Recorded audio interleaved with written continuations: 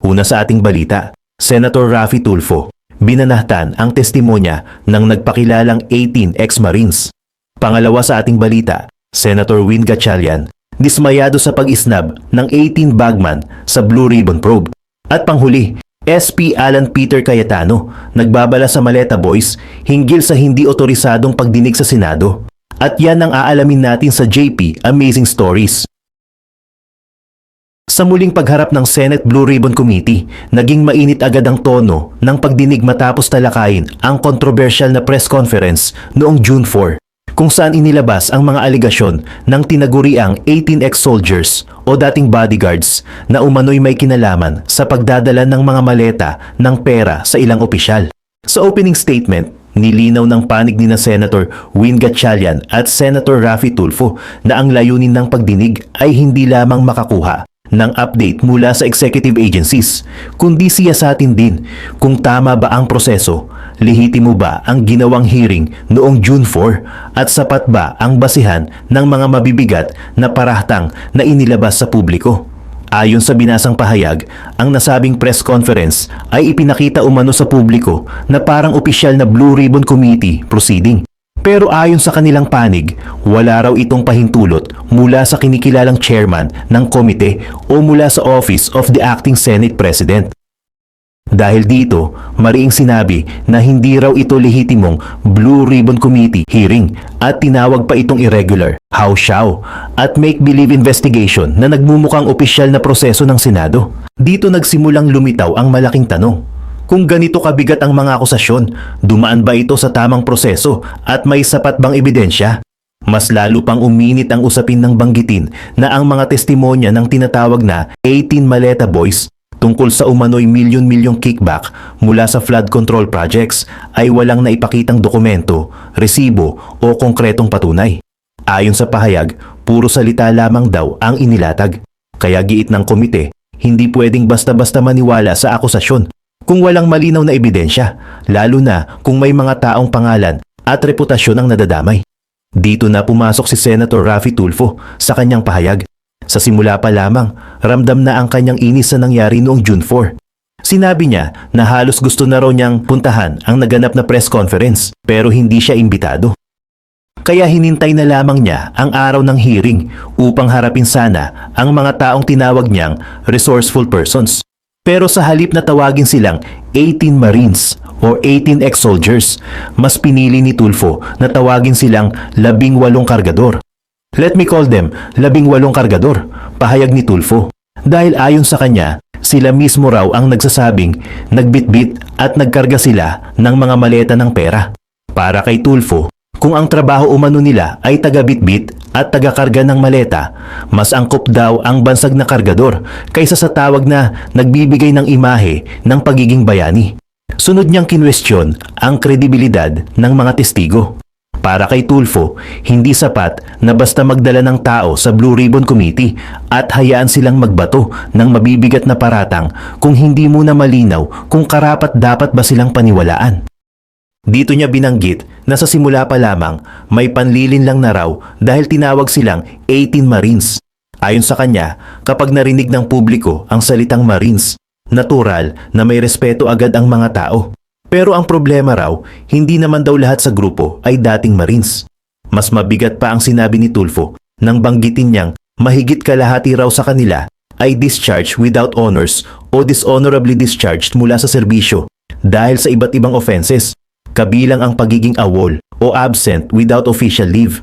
Para kay Tulfo, mahalagang malaman ito ng publiko dahil kung ang mga aligasyon ay mabigat, dapat ang pinanggagalingan ng impormasyon ay credible at reliable. Dito na rin niya binanatan ang pagkakalarawan sa grupo bilang mga bayani. Ayon kay Tulfo, may mga taong ginagamit ang mga ito at ipinapakita sa publiko na parang sila ay heroes. Pero para sa kanya, hindi raw tama na itabi ang mga taong ito kina Jose Rizal, Andres Bonifacio at sa mga dakilang OFWs, lalo na kung ang kanilang mga sinasabi ay hindi pa napapatunayan sa malinaw na ebidensya. Samantala, nagpahayag din ng pagkadismaya si Senator Win Gatchalian dahil hindi dumalo ang 18 bodyguards, ang kanilang abogado na si Attorney Levy Baligod at si Mike Defensor sa patawag ng komite. Ayon kay Gatchalian, opisyal ang invitasyon na inilabas ng Blue Ribbon Secretariat at nakapost pa ito sa website.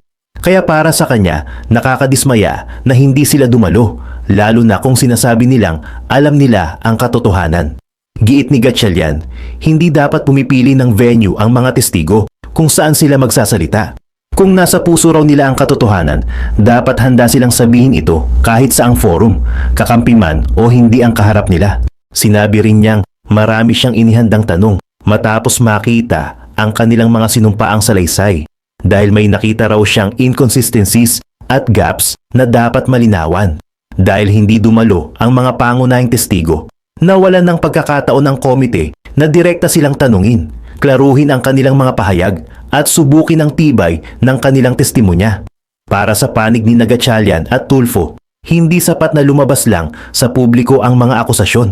Kailangan itong dumaan sa maayos na pagdinig, tamang proseso at matibay na ebidensya. Mas lalong lumalim ang banggaan sa Senado matapos maghain ng panibagong hakbang ang kampo ni Senate President Alan Peter Cayetano para pansamantalang ayusin ang gusot sa liderato ng Senado. Ayon sa ulat ng ABS-CBN News, ipinadala ng kampo ni Cayetano si Senate Secretary Jose Luis Montales upang makipag-usap kay Attorney Renato Bantog Jr. na konektado naman sa kampo ni Acting Senate President Sherwin Gatchalian. Ang layunin umano ng pag-uusap ay hindi para kilalanin ang kabilang panig, kundi para siguraduhin na hindi maapektuhan ang operasyon ng Senado habang hindi pa nareresolba ang kontrobersya. Sa liham na may petsang June 8, 2026, malinaw pa rin ang posisyon ni Cayetano. Naniniwala siya na ang mga nangyari noong June 3, 2026 ay may seryosong paglabag umano sa konstitusyon at sa rules of the Senate. Para sa kampo niya, walang legal na bisa ang mga aksyon na ginawa noong araw na iyon. Pero sa kabila ng matinding pagtutol, inamin din ng kampo ni Cayetano na maaaring umabot sa korte ang usapin at sa huli, ang Supreme Court ang may pinal na kapangyarihan para magdesisyon kung sino ang tama at ano ang tunay na epekto ng mga pangyayari noong June 3. Dahil dito, naglatag ang kampo ni Cayetano ng tinatawag nilang Workable Interim Administrative Arrangement. Sa madaling salita, pansamantalang kasunduan ito para hindi matigil ang trabaho sa Senado. Isa sa mungkahi ay ang dual signatory o joint certification mechanism para sa mga voucher, cheque, disbursement, kontrata, personnel action at iba pang dokumentong kailangan sa araw-araw na operasyon ng Senado at ng impeachment court. Sa ganitong paraan, parehong maaaring pumirma ang mga opisyal na kasalukuyang gumaganap ng tungkulin at ang mga opisyal na umaangkin din ng parehong otoridad. Pero nilinaw ng kampo ni Cayetano na hindi ibig sabihin nito ay sumusuko sila, kumikilala sila sa kabilang grupo o binabawi nila ang kanilang legal na posisyon. Para sa kanila, ang layunin lang ay protektahan ang Senate personnel, maiwasan ang kalituhan sa mga utos, mapangalagaan ang pondo ng publiko, at mapatuloy ang impeachment proceedings sa maayos at napapanahong paraan. Sa gitna ng banggaan ng dalawang kampo, gusto nilang hindi madamay ang ordinaryong operasyon ng Senado. Habang sinusubukang magkaroon ng ganitong pansamantalang ayos, may isa pang isyong lalong nagpapainit sa sitwasyon. Ang pag-attend ng 18 na nagpakilalang dating Marines sa flood control probe ng Gatchalian Block. Nag-warning si Cayetano na ang hearing na itinakda ngayong June 8 ay hindi umano otorisado ng kanyang opisina, ni Senator Pia Cayetano bilang Blue Ribbon Committee Chairperson o ni Senator Rodante Marcoleta bilang Subcommittee Chairperson. Ayon sa kanya, hindi rin otorisado si Director Josephine Herrera na maglabas ng imbitasyon para sa naturang hearing. Para kay Cayetano, malinaw dapat kung saan lang manggagaling ang official notices at invitations para sa committee hearings. Ang mga ito, ayon sa kanya, ay dapat lamang magmula sa opisina ni Senator Pia Cayetano, opisina ni Senator Rodante Marcoleta o sa committee secretariat na kumikilos sa ilalim ng kanilang direktiba. Kaya kung may matatanggap na imbitasyon mula sa ibang panig, kailangang suriin muna kung ito ba talaga ay may otoridad. Mahalaga ang warning na ito dahil ang 18 na individual na nagpakilalang dating Marines ay nauna nang humarap sa hearing ng Cayetano Block tungkol sa flood control anomaly. Doon nila sinabi na may mga maleta umano ng pera na kanilang inihatid mula kay Zaldico papunta sa ilang opisyal at personalidad. Dahil mabigat ang kanilang mga aligasyon, naging sentro sila ng kontrobersya at agad silang inimbitahan din ng kampo ni Gatchalian para humarap sa panibagong hearing. Pero ayon kay Cayetano, kung dadalo ang mga ito sa hearing ng kabilang kampo, hindi niya masisiguro kung mabibigyan sila ng tamang procedural safeguards at proteksyon bilang mga testigo. Binanggit din niya ang mga naunang banta ng pag-aresto at ang pagpasok ng iba't ibang ahensya ng gobyerno sa mga usaping may kinalaman sa kanilang testimonya. Para sa kanya, maaaring makaapekto ito sa kalagayan ng mga witness at sa pagiging maayos ng paghahanap ng katotohanan. Samantala, sinabi naman ni Gatchalian na hindi kinikilala ng Senado ang mga naging pahayag ng 18 individual sa naunang hearing. Para sa kampo niya, ang pagtitipon na iyon ay hindi dapat ituring na official Senate proceeding at hindi rin sakop ng parliamentary immunity. Ibig sabihin, lalong lumilinaw na hindi lang liderato ng Senado ang pinagtatalunan ngayon, kundi pati na rin kung aling hearing ang may bisa, sino ang may otoridad, at paano poprotektahan ang mga testigo habang umiinit ang flood control scandal. Sa ngayon, dalawang bagay ang sabay na nagaganap sa Senado. Una, may alok ang kampo ni Cayetano na pansamantalang ayusin ang operasyon upang hindi matigil ang trabaho ng institusyon. Pangalawa, patuloy ang matinding labanan kung sino ang may tunay na kapangyarihan sa mga committee hearing, lalo na sa investigasyon sa flood control anomaly. At habang wala pang pinal na desisyon, nananatiling mabigat ang tanong, sino ba talaga ang may hawak ng lehitimong otoridad sa Senado ngayon? Not to gate crush the live selling that happened here last June 4. The way it happened, the way it was handled, the statements being made. Gusto ko lang talagang pumunta dito, hindi naman po ako invited doon sa conference nila na yon. I waited for today's hearing to confront the resourceful persons they presented. Let me call on them 18 kargador. Kasi nga po, nagkakarga sila ng mga mali-maletang pera, sabi nga nila. Yun po talagang trabaho nila, taga-bitbit, taga-karga ng maleta. Una, sino ba itong 18 kargador ng mga maleta? Saan ba sila galing? We cannot simply bring in people sa Blue Ribbon Committee na nag-aakusa na mabibigat na paratang nang hindi man lang nalalaman kung karapat-dapat ba sila paniwalaan. Kasi simula pa lamang po na tinawag silang 18 Marines, may paglilinlang na agad. Yung bansag na 18 Marines sa isang paraan upang pabanguhin sila sa publiko. Matik po kasi yan. Pag sinabing Marines, iba po ang respeto ng mga tao. Pero hindi naman po silang lahat ay dating Marines. At mahigit kalahati sa kanila ay discharged without honors or dishonorably discharged from service for various offenses. Ibig sabihin, palpak sila. Tulad ng pagiging AWOL o absent without leave. Why is this information very important? Because for people to believe their allegations, it must come from a credible and reliable source. And so, the people using them portray them as heroes. God damn. Sabi nga ng isa sa mga senador na dumalo nung araw na yon, bayani daw po sila. Pero nakakaya naman po sila sa iba nating mga bayani.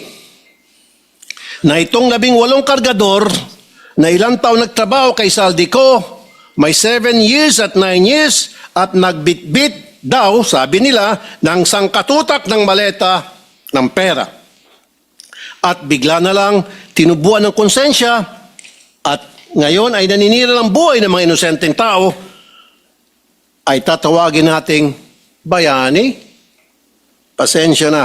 Hindi ako papayag na matabi ang mga sinungaling nito kila Jose Rizal, Andres Bonifacio at mga dakila nating OFWs. At dito papasok ang Pangulo kong punto. Hindi lang po ang kredibilidad ng 18 kargador ang kaduda-duda. Ang mismong testimonya nila ay nakakapagtaka. Lumabas na po ang ilan sa mga ito sa balita, pero pasadahan lang po natin. Let me show some video clips of the hearing. Video 1. Si Father Flavi ay hinatiran ko ng pera doon sa Mindanao Ab. Isang sobre yun, sir. Anong lugar po yun? Sa Mindanao Ab, sa mismong simbahan niya, sir. Sa may gilid ng kalsada. Bakit po kayo nagdala ng pera doon sa pari? Kasi sir, hindi ko ano sir, kung pang ano nila yun sir eh.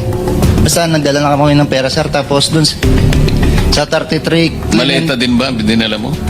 Isang sobre sir, tapos dun sir, sa 33 Clemente. Baka naman sulat lang pinadala Hindi sa sir, sobre. pera sir, kita ko mismo sir eh. Tapos sa 33 Clemente sir, isang maleta. Kanino? Kay Father Flavi, binuhat ko papunta sa sakyan niya. Tapos yung suot niya sir, itim na pangpare. Sagot naman ni Diocese of Cubao Bishop Elias Ayuban Jr., there is no church entrusted to the Society of the Divine Word on Mindanao Avenue or anywhere in its vicinity. Pangalawa, iPhone time travel. 2024 pa lang, wala pang iPhone 616e noong 2024. Pumutok yung flood control po 2024. Nakapagsalita na po dito si Master Sergeant Orly Gotisa. Ngayon, maraming nagliligaw sa amin. Ano po? Nililigawan po kami na hindi na po kami magsalita. Yung lahat ng cellphone po namin, ibibigay po sa kanila. Sa anong dahilan? Papalitan po ng mga bago po, iPhone po. Ano bang klase yung mga cellphone nyo? Nokia? iPhone 16. So papalitan nila ng mas maganda.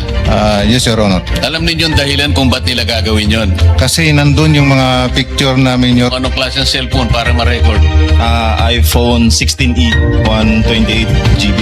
Nang i-check ng News 5 sa mismong website ng Apple, lumalabas na February 21, 2025 ang pre-order na naturang model na sinasabi ng Bagman sa hearing.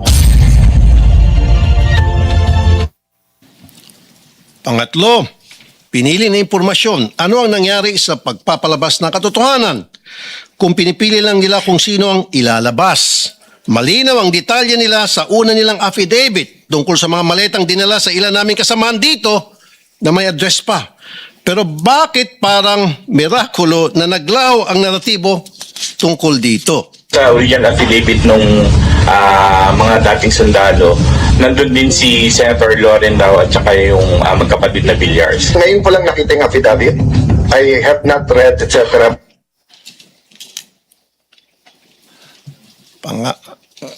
Pangapat, aking pinasilip ang lugar na yon sa Makati. Video 4, money changing. Nag-advise po si boss, magpapalit kami ng piso to dollar na 2 maleta doon sa Makati po. Bibili kayo ng US dollar. Yes, Your Honor. Dinala po namin ito sa Perbank Makati, Salcedo Village po. Dalawang maleta worth of 50 to 60 M po ang laman. Aking pong pinasilip ang lugar na yun sa Makati at walang record ng money changer sa Pearl Bank Building. Dapat po makumpirma ito. At syempre, nandyan din po ang mga kaduda-dudang testimonya nila laban kay Senator Soto na pinabulaanan niya na dahil nga matagal ng patay ang sinasabi nilang si E.A. Mark or Executive Assistant Mark. At ang pangbawi nila ng aligasyon tungkol kay Representative Laila de Lima na noong mga panahon na yun ay hindi pa kongresista at nakakulong pa. At sabi ni Ombudsman Boying Remulla, ang isang litrato ay delivery na nangyari nung panahon ni Speaker Lord Velasco pa. And so I come to my third point because it seems that some of the information from these 18 porters or cargador are fed. They have a hard time telling their story on their own. Kung papanoorin mo ang live selling nila noong Huwebes, hirap silang ikwento ang kanilang naratibo. The presiding officers of that conference were coaching and leading the resourceful persons. Pag medyo nagkakamali, siyempre, inaayos ng mga presiding officers ang testimonya. Minsan si Attorney Baligod na, hindi naman involved sa pagbitbit ng maleta, ay siyang tumitestigo tungkol sa nangyari. Wala naman siyang personal knowledge. Ika-4 na punto, nais ko pong humingi ng dispensa sa ating mga Senate media. Bilang broadcaster at kasapi ng media, masakit po tuwing nababansagan ng ilan sa atin na bayaran kasi nasisira po ang propesyon natin. Pero itong pagsisigawan na bayaran ng karamihan sa atin, dito sa lugar na tinawag nyo ng tahanan at buong puso nyong pinoprotektahan sa pamamagitan ng makatotohanan ng pagpapahayag, ay tatawagin kayong bayaran. Hindi po tama yun. This institution, time and time again, owes you its dignity because you keep the senators on their toes and make sure we stay true to the Filipino people. At kay Senator Cayetano, huwag po tayo masyadong demanding. Ano po? Ito magreklamo na wala ka sa front page. Limited pong front page space ng mga dyaryo. Kaya pili lang po talaga ang nalalagay dyan.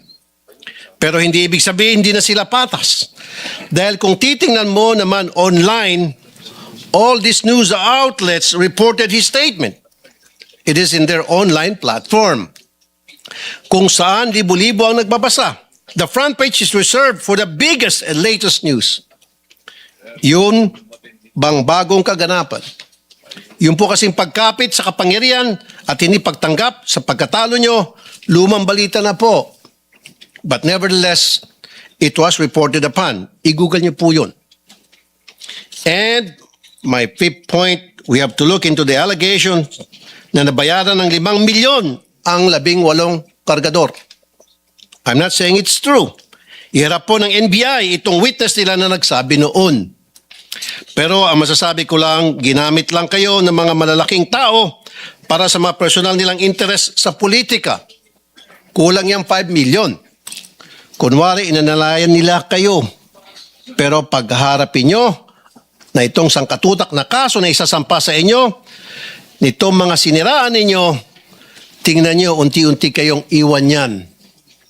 Ngayon pa lang, narinig mo na sila na nagugas kamay sa mga paratang nyo.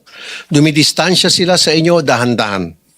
Kaya sa ating mga kababayan, mag-ingat po tayo sa paniwalaan or papaniwalaan.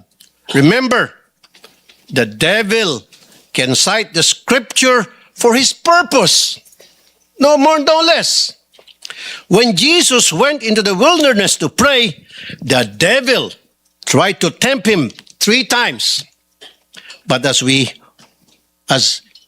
he was failing to tempt Jesus, and as he was getting desperate, what did the devil do? He quoted the scriptures from the book of Psalms. Huwag po tayo magpapadala sa mga mabubulaklak na mga pananalita dahil lang siya ay nagbabasa ng Biblia. Huwag po tayo basta maniniwala dahil binansagang bayani o Marines ang 18 na kargador. Buksan po natin ang ating mga mata, tenga at utak. Huwag po tayo magpapadala sa mga live selling nila. Tingnan niyo po kung sino ang nagbebenta. Kasi kung mahistory yan ng pagbubudol at di tayo maingat, tayo na pong susunod na biktima nila. And before I end, I would like to remind my colleagues here in the Senate to please be very careful in calling out some people as bayani, putting them on a pedestal dahil hindi naman talaga totoo. Because that will be a reflection of you. Tatawagin mo ang mga taong umami naman na nag-deliver ng mga kickback kung sino-sino Poncio Pilato. So therefore, matatawag siya ng sindikato. So kung tatawagin mong bayani ang isang sindikato, sindikato ka rin. As simple as that. Maraming salamat. Inyo ang mga kwentong nagbibigay inspirasyon. Ito ang JP Amazing Stories, kung saan ang bawat kwento ay may saysay.